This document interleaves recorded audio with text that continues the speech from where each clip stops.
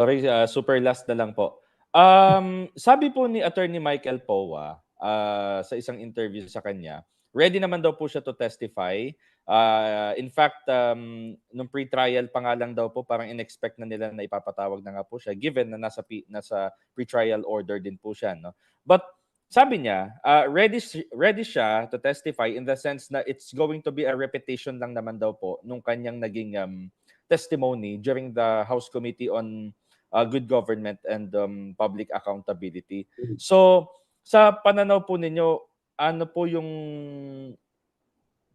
nakikita ninyo dito given na sabi nga po niya, repetition. So does it mean na yun pong mga napagtibay or na-confirm po ninyo during that hearing, uulitin po niya at lalong pagtitibay dito sa impeachment trial, yung bigat po ng allegations against the Vice President? Well, sa aking paniwala, no, yung ating nasaksihan doon sa Committee on Good Government hearing, ano lang yon, no?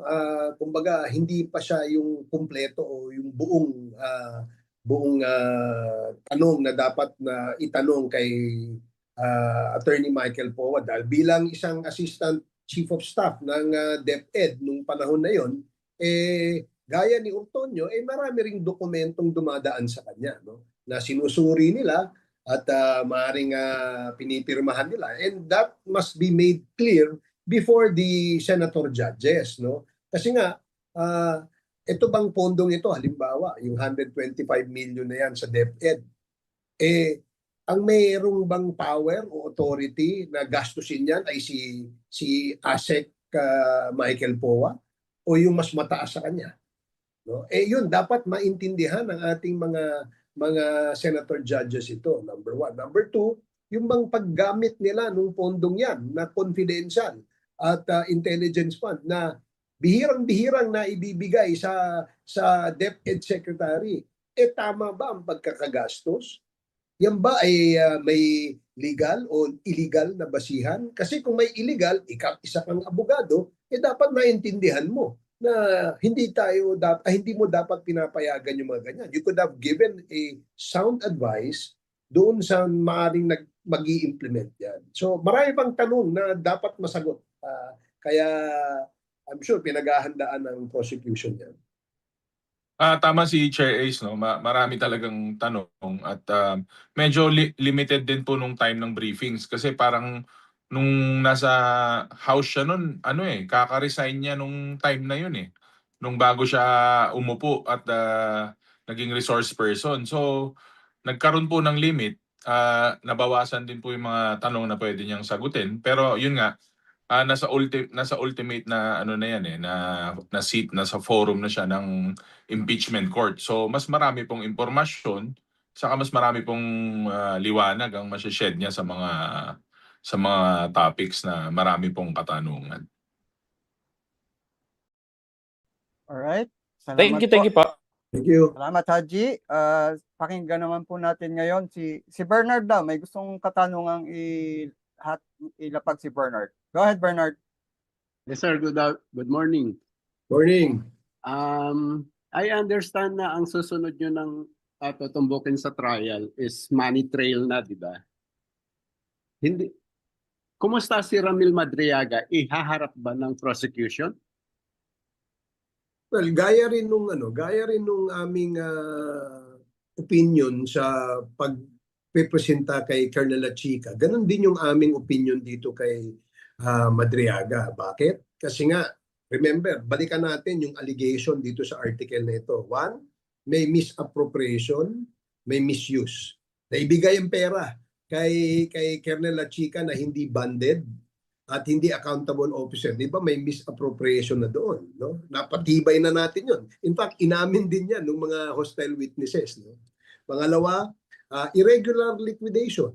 Diba? Sabi natin doon sa allegation sa Article 1, merong irregular liquidation dahil puro ARs lang, walang official receipts at hindi kapanipaniwala yung mga pinagsasubmit ng mga dokumento. In fact, hindi lang prosecution na nagsabi na may question doon sa sinubmit nilang mga dokumento pag liquidate, kundi ang COA mismo. Kaya nga dumating sa punto na magkaroon ng issuance of a notice of disallowance. So, very clear na merong irregular liquidation. As far as the COA rules are concerned, there was already a irregularity committed in the submission of these documents to liquidate the fund. So, doon pa lang sa puntong yun, medyo paniwala na namin na mabigat at napagtibay na yung allegation na yun, nasuportahan na yan ng ebidensya. Kaya nga kung meron pang maidadagdag si Colonel Lachica, si Mr. Madriaga, sa aming paniwala, kung meron pa silang maidadagdag, pwede namin silang ipresenta. Kung hindi naman, doon na siguro sa turn ng defense kung sino man yung kanilang ipipresent bilang witness, handa naman mag-cross-examine ng prosecution panel.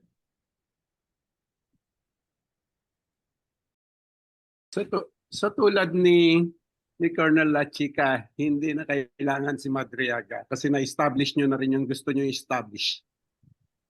Sa aking palagay, hindi na sa punto ngayon. No? Ito, as we speak, hindi pa kailangan. Meron pa kasi kaming tatlong i-presenta na witness, di ba, DS Pao? Tatlo pa yata yun. Marami pa rin mga dokumento. From the AFP. Oo. Yes, from the AFP. Oh. So yun, siguro sa puntong ito, wala pang necessity o hindi pa natin kailangan na i-presenta si Madriaga o si Lachica. At saka remember, hindi naman dapat nakafocus sa kanila yung usapin ng ang ini-impeach dito ang ating pangalawang Pangulo. Ang pinag-uusapan dito yung maling paggamit at maling pag-liquidate ng pera na tinatawag nating confidential and intelligence funds, no? Minor, hindi natin kailangan kailangan lang natin ipakita na merong pag-approve o imprimatur ang ating pangalawang Pangulo tungkol dito sa paggamit na ito. Yung may isang interview si Kong Joel Chua na baka pain daw si Lachica kaya gusto niya humarap doon sa trial. Tingin niyo possible na akuin niya yung possible na kasalanan ni Vicky Sara? O maingat ako ha. Wala naman hindi naman siya ang ini-impeach, diba? So tingin ko hindi mahalaga no na sa puntong ito na gamitin pa yung kanya kasi hindi natin alam ano yung sasabihin niya eh.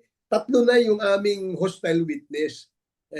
At itong tatlong ito, humarap ito before the Committee on Good Government. Kaya alam natin kung ano yung kanilang sasabihin. Unlike ito si Colonel Lachica, hindi naman natin alam kung ano sasabihin niyan eh. May mga ganong schools of thought na ano ba, kung akuin man niya, kung ano man yung kanyang aakuin dyan, it doesn't give any weight no dito sa usapin na ang ini-impeach ay ang ating pangalawang Pangulo.